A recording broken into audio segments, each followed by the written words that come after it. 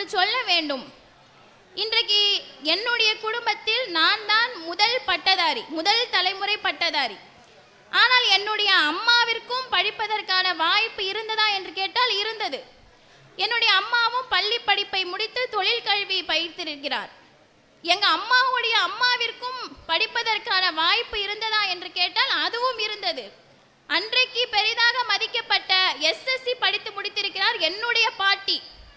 இதை பெருமைக்காக நான் சொல்றேனான்னு கேட்டால் நிச்சயம் கிடையாது. இதில் எந்த பெருமையும் எனக்கு கிடையாது. இதை ஏன் சொல்கிறேன் என்றால், என்னுடைய வகுப்பில் சக தோழியாக இருக்கக்கூடியவருடைய வீட்டில் இந்த வாய்ப்பு கிடைத்திருந்ததா என்று கேட்டால் கிடையாது. அவருடைய அம்மாவிற்கும் அவருடைய பாட்டி தாத்தாவிற்கும் பள்ளிக்கூடம் செல்வதற்கான வாய்ப்பு மறுக்கப்பட்டிருந்தது. என்னுடைய பாட்டிக்கு பேனா பிடிப்பதற்கான உரிமை இருந்தபோது என் தோழியின் வீட்டில் அவருடைய பாட்டிக்கு மறுக்கப்பட்டிருந்தது. ஆனால் இன்றைக்கு எங்கள் குடும்பத்தில் இருக்கும் பேனா என் தோழி கையில் இருக்கிறது என்று சொன்னால் அதற்கு காரணம் தந்தை பெரியார் என்பதை நாம் மறக்கவோ முடியாது. தந்தை பெரியார் என்ன சாதிச்சார், என்ன கிழிச்சிட்டார் பெரியார் என்றெல்லாம் கேட்பார்கள். தந்தை பெரியார் என்ன கிழித்தார் என்று சொன்னால், காலம் காலமாக நம்மை சூத்திரர்கள் என்றும் பஞ்சமர்கள் என்றும் நாளான் சாதிக்காரர்கள் என்றும் நமக்கு கல்வி மறுக்கப்பட்டிருந்தது. நாம் தொட்டால் தீட்டு பார்த்தால் பாவம் தெருவில் நடக்கக்கூடாது என்று மனு தர்மம் சொல்கிறது என்று ஒரு ஆரிய கூட்டம் சொன்னதே, அந்த மனு தர்மம் என்ற அடிமை சாசனத்தை கிழித்தார் பெரியார். பெண் என்பவள், இன்றைக்கு இத்தனை மகளிர் இங்கே அமர்ந்திருக்கிறோம், மேடையில் அத்தனை பெண்கள் இருக்கிறார்கள், பார்க்கவே பெருமையாக இருக்கிறது. இந்த வாய்ப்பு ஒரு 50-100 ஆண்டுகளுக்கு முன்பு இருந்ததா என்று கேட்டால் கிடையாது. பெண் என்பவள் அடுப்பாங்கரை அடிமைகளாகவும் கணவன்மாருக்கு பணிவிடை செய்பவளாகவும் பிள்ளை பெறும் இயந்திரமாகவும் கல்வி அறிவுனா என்னன்னே தெரியாமல் அடிமைப்பட்டு கிடந்த பெண் சமுதாயம் இன்றைக்கு தலை நிமிர்ந்து படித்து பட்டம் பெற்று பெரிய வேலைகளில் பெரிய துறைகளில் சாதித்து கொண்டிருக்கிறோம் என்று சொன்னால் பெண்ணடிமைத்தனத்தை கிழித்தவர் தந்தை பெரியார்.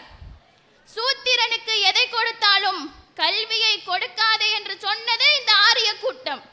அப்படியும் நம்ம படிச்சோம்னா நம் காதில் ஈயத்தை காய்ச்சி ஊற்றப்பட வேண்டும் என்று சொன்ன கூட்டம் இது.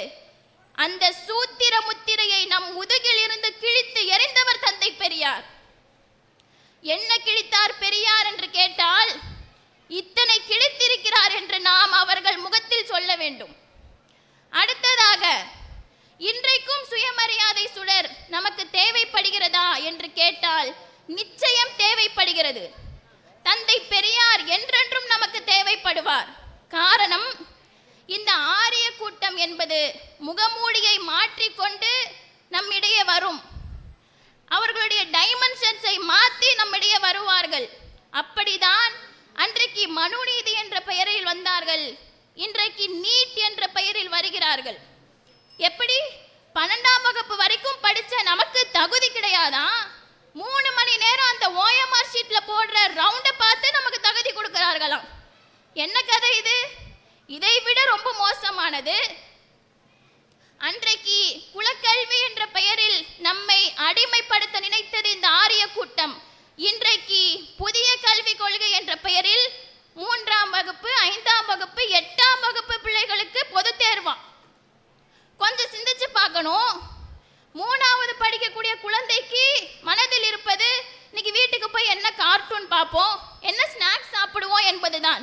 ஒரு குழந்தை தவிழ்ந்து கொண்டிருக்கும் போது நீ உசேன் போல்ட் போய் எந்திரிச்சு ஓடு என்று சொல்கிறது இந்த ஆரிய கூட்டம்.